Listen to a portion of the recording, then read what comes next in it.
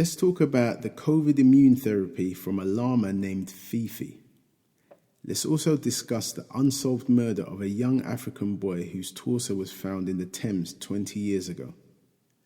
What about the passing of Sarah Dash from the 1960s group Labelle? And a whole lot more.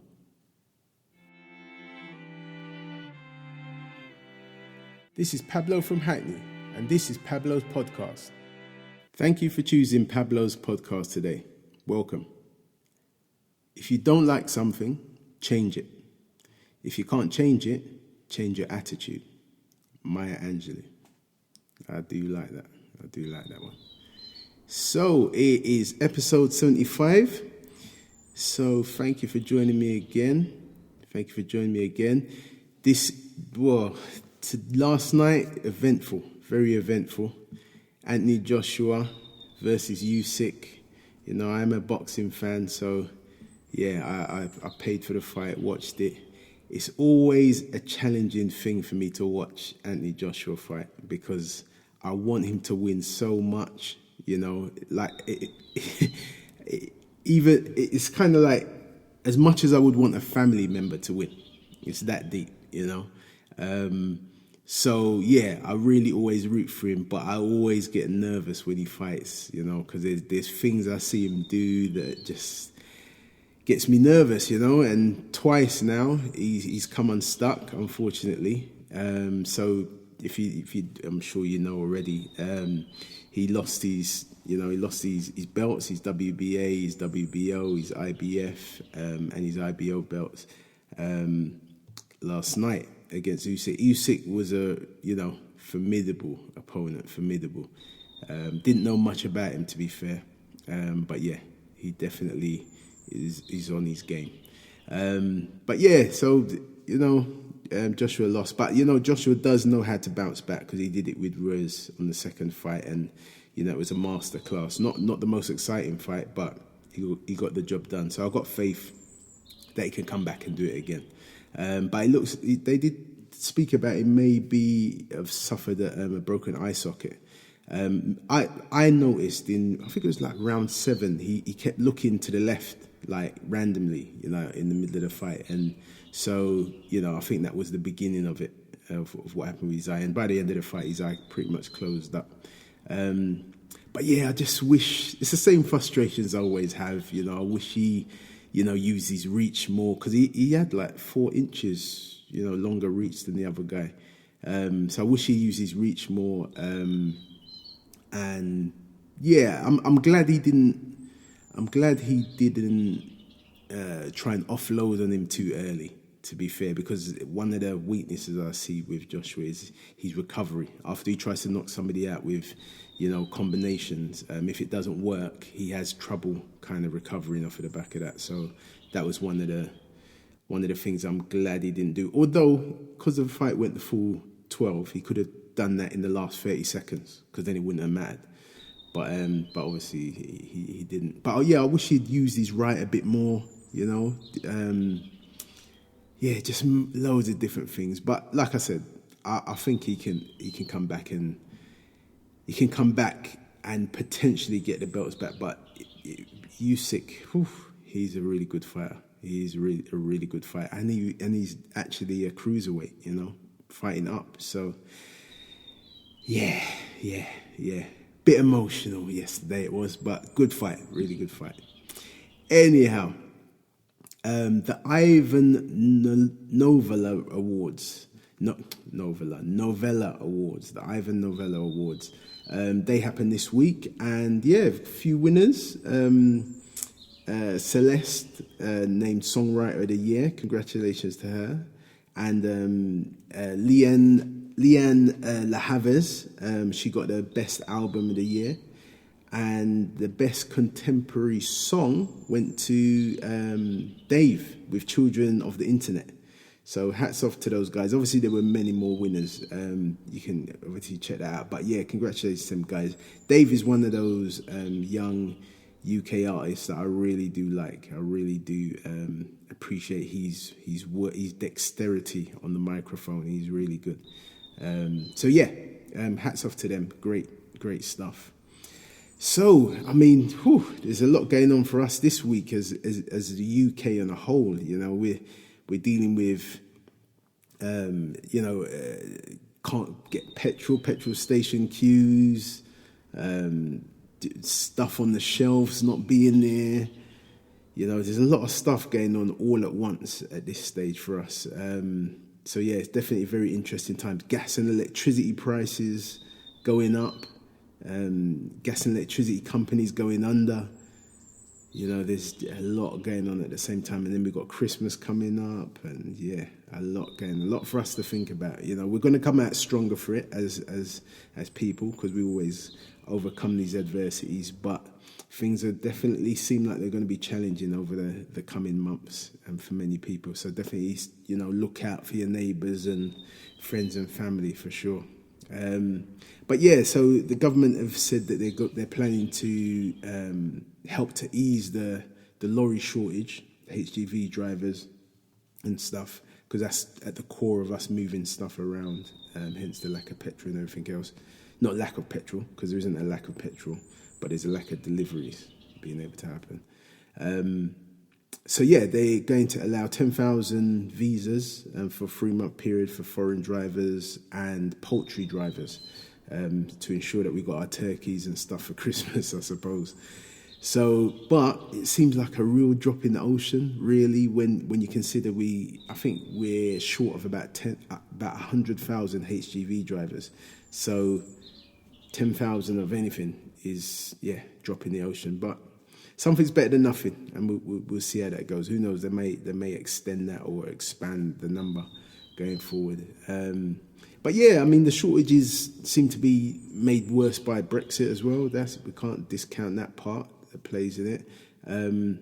But yeah, this whole delivery truck business is, you know, it impacts on everything, you know, because everything that we get is dependent on it being delivered.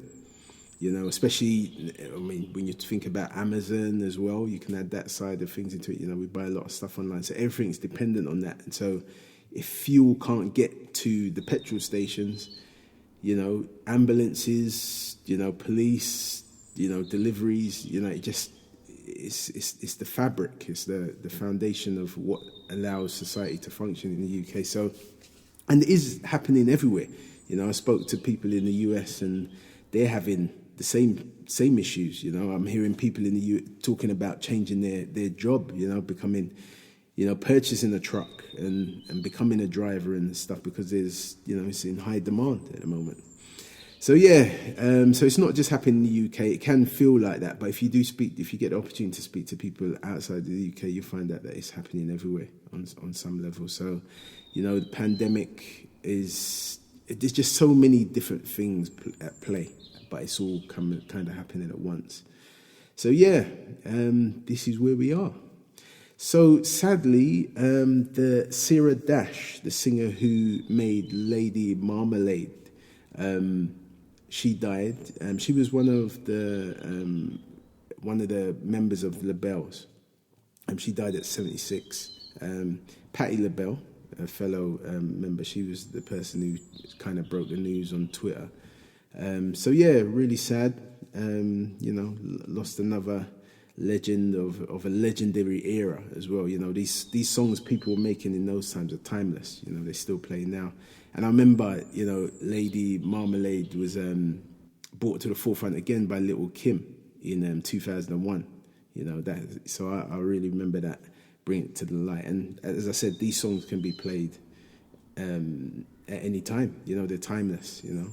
But it originally hit #1 Billboard charts in 1975, you know, so definitely an old classic. So yeah, thoughts and prayers out to the families of Sarah Dash. But yeah, her music and her voice would definitely live on, definitely. So this was really interesting. So COVID, they're looking at immune therapy, and they're getting the nanobodies, which is a version of antibodies, a small and simpler version of antibodies. But they're getting these from, wait for it, a llama named Fifi. Yep, you heard it right. A llama named Fifi. So they've been. So basically, I think what it is llamas and camels produce a natural response to the infection. They haven't tried it on humans yet. They've got to still test it on human beings. But they're looking at, if it works, it'll be a simple nasal spray, and it'll be able to. They're saying that it'll be able to treat and prevent early infection from COVID. So yeah, that is happening. A llama named Fifi. I had to laugh because you couldn't make it up. But science, technology, we do. Once from that we can, human beings can survive with a pig's heart. I suppose there are. It doesn't sound that wild, I suppose. But I suppose for me that because they named the llama has a name, Fifi. It's just kind of a little bit funny to me. But yeah, so they're saying that it's showing promise, and this, significant potential in the early trials. So let's see where that goes. See how that pans out. So sadly, we have lost one young person through violence over the past week. On Tuesday, Sharmaik Mahmood of Newham was pronounced dead at the scene. He was found with gunshot wounds. They tried to revive him at the scene, but they were unable to, so he died at the scene. So thoughts and prayers go out to his family, his friends. One life is too many at the end of the day. One life is too many, so thoughts and prayers go out to the family. So Prince Andrew's situation, it's always in the news, since it happened, but it's becoming a bit more frequent now. So there was a lot of talk about papers being served on him and them not receiving them and stuff like that. But now it's now been confirmed. Prince Andrew's lawyers actually have accepted that they were served the papers. And this is in regards to the allegation of sexual assault of Virginia Guthrie in 2001. And she's 38 now, so obviously she was a lot younger at the time. So that's going to be going forward. So I think we're going to hear a lot more developments on that now. Obviously that case is going to move forward. So yeah, we'll keep an eye on that. So something that really touched me and reminded me of when I first heard about this news many years ago. Well, it turns out 20 years ago. I didn't even realize it was that long. But I remember hearing about the torso found in the Thames. And it's recently come up again because it's unsolved. And if I get to find out that it's the longest unsolved child murder case in recent history for the Met Police. And basically it was, 20 years ago, I was shocked and horrified at the time. And still shocked now, to be fair. But yeah, 20 years ago, young African boy was found murdered and in what seems to be part of a ritual. And what it was, that his body, his torso washed up on the shore, head was missing, all the limbs was missing. And yeah, it was said that it was like, it was professionally done, the way they amputated the parts. So yeah, on Tuesday, the police renewed the appeals for members of the public to come forward and be bold and, share some information. There's a lot about it online. It's definitely worth, typing it into Google and having a look, but there's a lot that happened.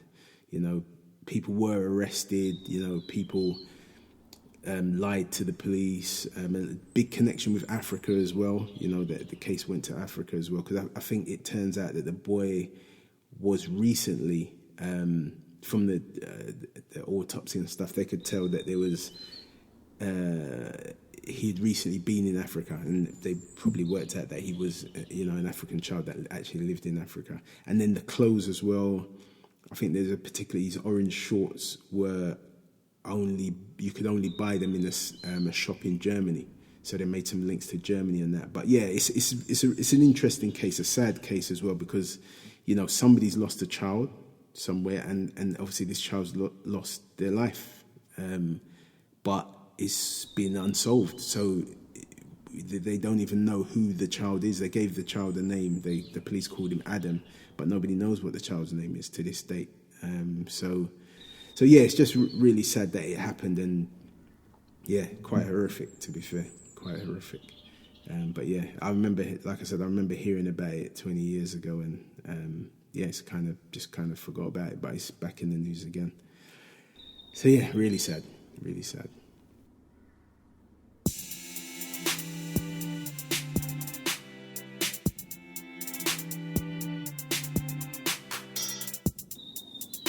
Welcome to Pablo's podcast. Join me on a weekly basis with social commentary on current affairs which affect us the most. Come and muse with me. What you can expect is uplifting, positive discussions, interviews on our social, physical and cultural well-being. Voicing some of the perspectives we share but maybe don't vocalise enough. I'll be going through my bucket list of interviewees over the coming weeks. You're guaranteed to get an honest, authentic perspective and insight into what's going on now. If you like what you hear, please click the subscribe button. Please share on your social media apps. And please leave a review. Look forward to spending some time with you over these coming weeks. Thanks for joining me. Take care.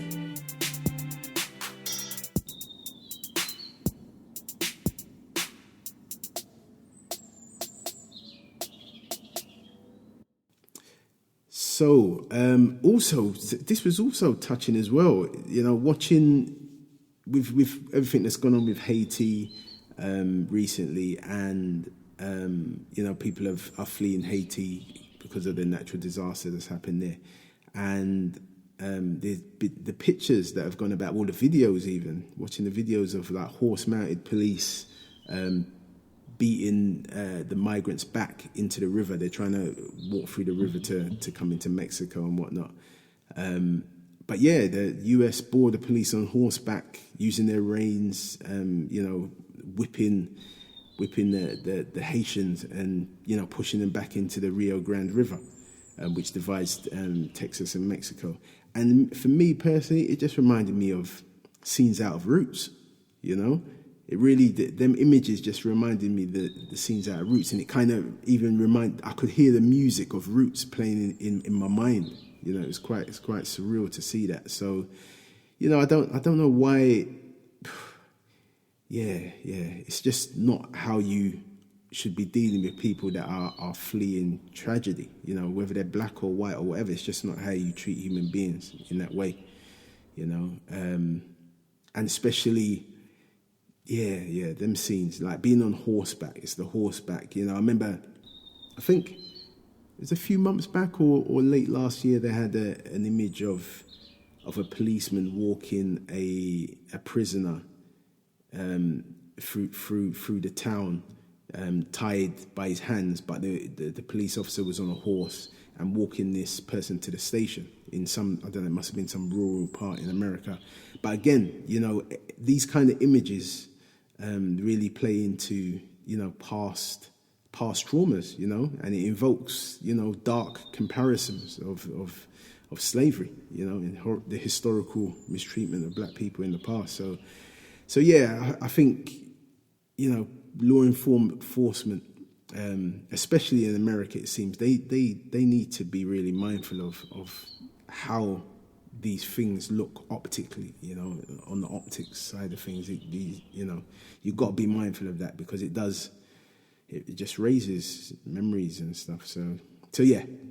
So I hope they stop that practice, of pushing the Haitians back in that way. If you don't want them in the country, do what you need to do, but you got to do it in a humane way, visually as well as ethically.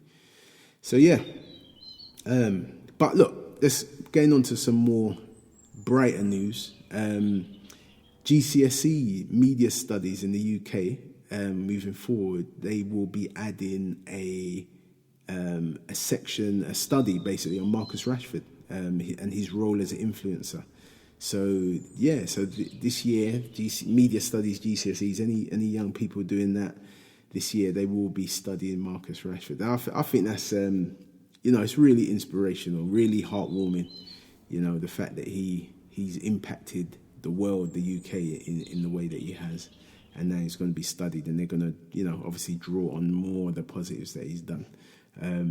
Especially as an influencer, all the young people are online. Most of us are online, so yeah. So there'll be a lot to learn, and obviously it will be also focusing on the fact that he spoke out against things such as free meals and racism in sport and things like that. So yeah, hats off to him, man. His family, his mum must be proud. I'm proud. I don't even know the fella, but I'm proud just to hear it. So hats off to Marcus Rashford and that. So yeah, in Scotland, up north there, they are now they're moving forward, and they're going to be issuing warnings for Class A users. With the lower drugs like Class B and Class C drugs, you could get warnings and things like that. But now it's being extended to Class A drugs as well. So this is a big move, but it's only in Scotland at this point. But it is significant because obviously it decriminalises it in some ways. Maybe not fully, but it does decriminalise it in some ways. So yeah, all the people that are using heroin and crack and cocaine in Scotland, they would actually get warnings rather than having to go to court and being criminalised. So that is a big move. But there are critics. Just emphasising the fact that this is kind of a de facto decriminalisation of drugs in Scotland. But maybe this is the way the world's going. Then there wouldn't be the first country to do that. Obviously, it's happened in various other places. But who knows? This could be coming down to England also. Yeah, so we'll watch and see how that goes.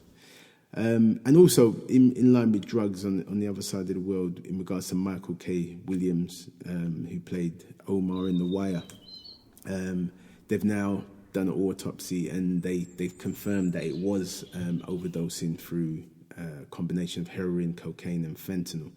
And fentanyl is something that it's been mixed in a lot of drugs because it's able to stretch the amount of, I don't know, if it's a kilo of heroin, you put fentanyl in it can kind of, not heroin, cocaine rather. It's been said that can like triple the amount and things like that. But fentanyl is lethal, Fentanyl is lethal, and it only takes a very small amount to send people over the edge into overdose and death. So yeah, and what this highlights is I'm pretty sure, like most people who have died, and there has been a lot of deaths, even in the UK, off the back of fentanyl. I'm pretty sure that he wouldn't have known that fentanyl was in the drugs that he bought.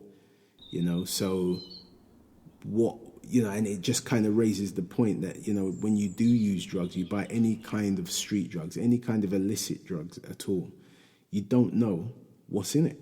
You're not going to know until you've consumed it, and then you get the effect of it. So this is the risk that people take when they have illicit drugs, and this is the reason why people do call for drugs to be legalized, because if drugs are legalized, then you know what's in the drugs.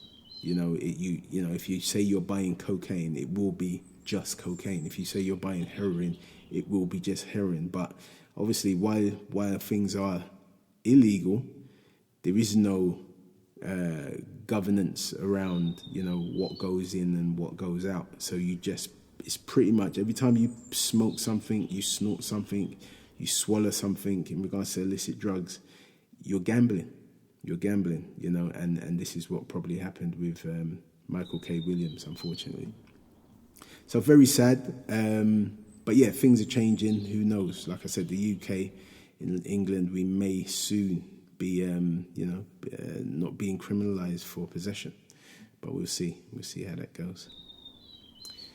So, from an Earth side of things, it seems like one after the other in regards to volcanoes and destruction and natural disasters and stuff. So, La Palma, the volcano has engulfed homes, swimming pools. The pictures, as amazing as they look, we haven't heard too much about deaths. I don't think there's been any deaths there yet. I think people have moved out in time.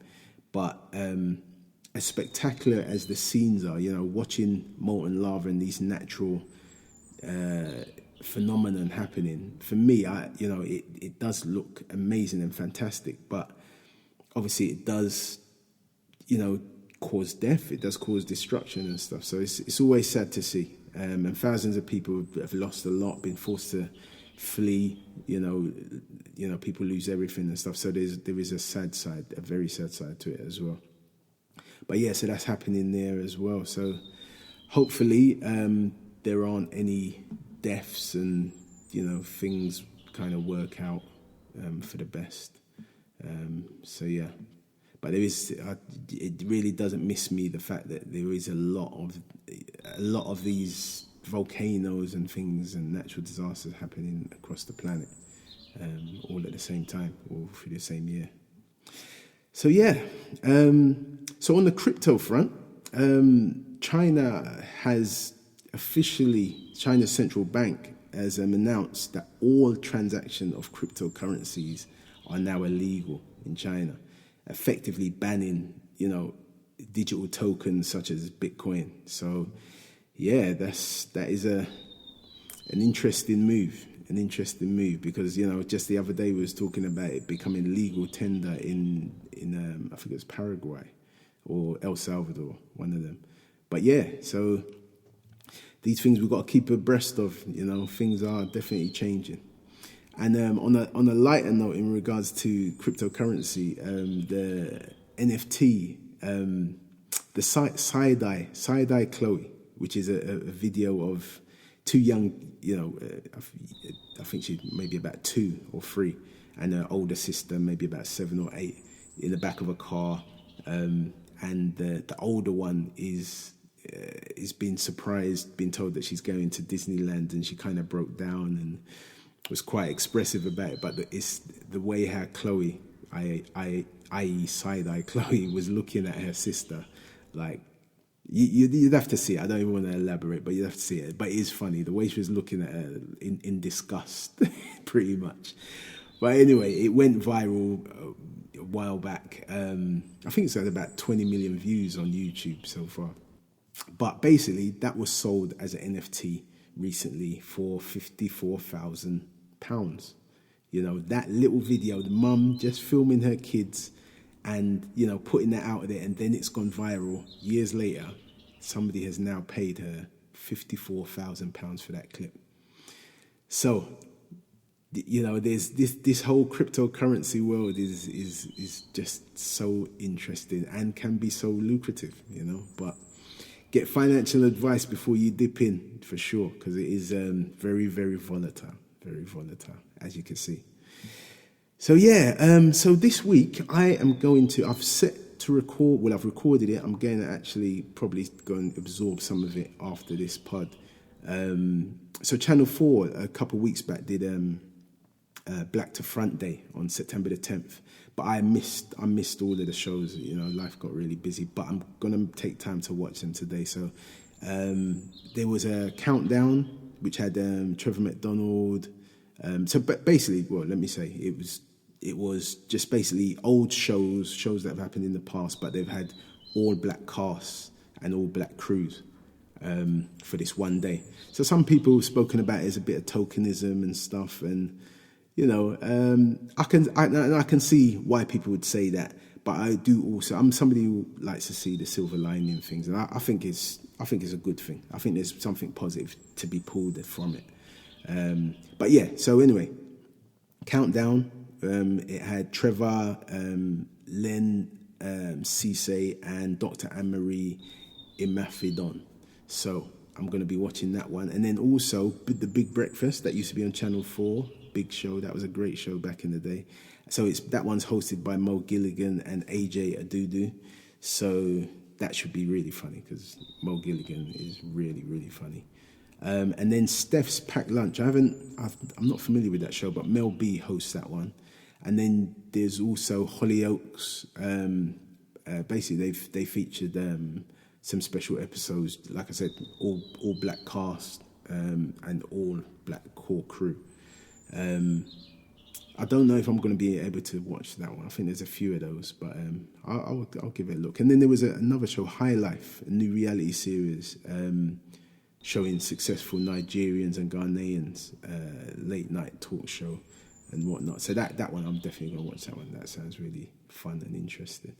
So yeah, this is Channel 4's day. It's part of their ongoing commitment to their ongoing commitment as an anti-racist organisation to improve black representation on the screen. It's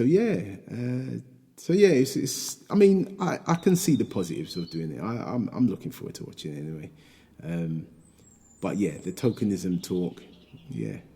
I mean, Channel 4 have been, to be fair, they are quite, you can see that they try. More than any other channel, if I'm honest. Yeah, Channel 4 really does go out of its way to bring, black produced shows to the forefront. Also BBC's iPlayer, they have a few things as well. But yeah, things are going in the right direction as far as I'm concerned anyway. So yeah, all good. So look, get out there, enjoy life, get on with stuff. Speak to people, get close to people. Let's not forget how things were at the beginning of this pandemic when we truly valued what we couldn't do, what we weren't allowed to do. Now we're allowed to do stuff. I do see people kind of forgetting what we learned at the beginning. Let's bring it back to the forefront. Family, friends, associates, being around people, these things are truly valuable. And when they're taken away from us, this is when we realize the value. Now we have them back. Some people are forgetting the value. I have not forgotten the value of being around people and loving people and being positive around people and doing positive things. So hopefully we all continue to do the same. So thank you again for choosing Pablo's podcast today, and hopefully you can join me on the next one. Until then, take care and be nice to each other. Thank you for listening to Pablo's podcast. I'm Pablo from Hackney, and you can catch me next week for more healthy discussion.